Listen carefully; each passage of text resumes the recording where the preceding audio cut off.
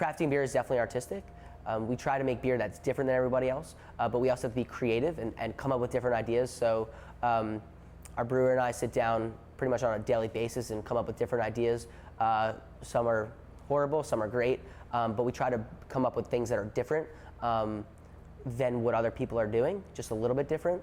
And that creativity is definitely a big part of art. And then there's also the execution as well. You can have a great idea, but you got to make it come to life. We have a tasting room that's open Wednesday through Sunday, so people from the public can come in, take a tour, sample some of our beers, talk to us about how we got started, what we're about, what we're trying to do. We are currently in about 150 restaurants. We're hoping to improve that number and grow that number in New Jersey. Welcome to Magnify Brewing. This is our brewery. Let me walk you through how we think beer is both a science and an art. The process starts here in our mill room. We dump malted barley into our roller mill. It crushes the barley and exposes the endosperm, which is all the nice starch that we want. The crushed barley gets pumped up.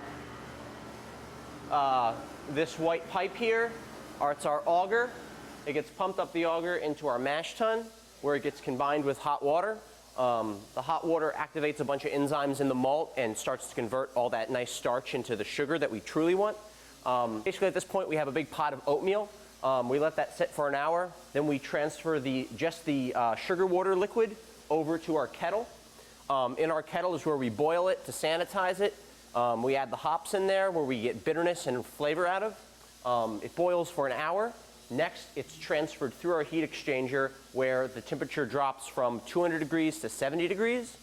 It gets pumped through the heat exchanger into our fermentation tank where we have all of our nice yeast waiting for it.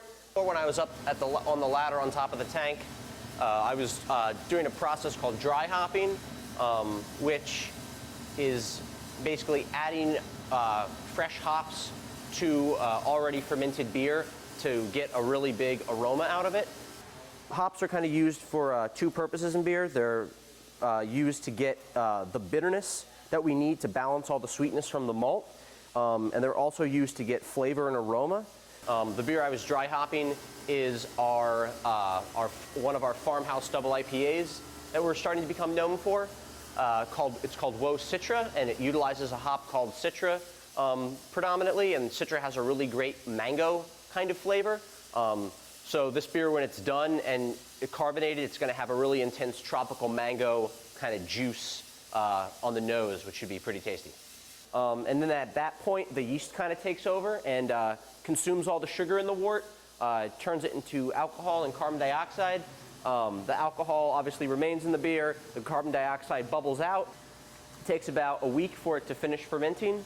At that time, we'll drop the temperature on the tank. All the little solids and yeast cells and bits of hops and protein that are floating around in the beer will settle out because it gets really cold. So it'll sit cold for a number of days. Then we'll pump it from our fermentation tank into our bright tank, which is the dish-shaped bottom tanks over here. At that point, we are able to carbonate the beer, and once it's carbonated, it's ready to go. We can put it into cans, we can put it into kegs, we can put it into bottles. And then we ship it out for the people of New Jersey to enjoy. Should we make this like an actual conversation? Yeah, we probably should. Cheers, guys! Mission statement is try to do something new that not anybody has done before. We want to do beers that are accessible to people and are drinkable and enjoyable, but people go, I've never had this style interpreted quite this way, or this is a completely new thing that I've never even heard of.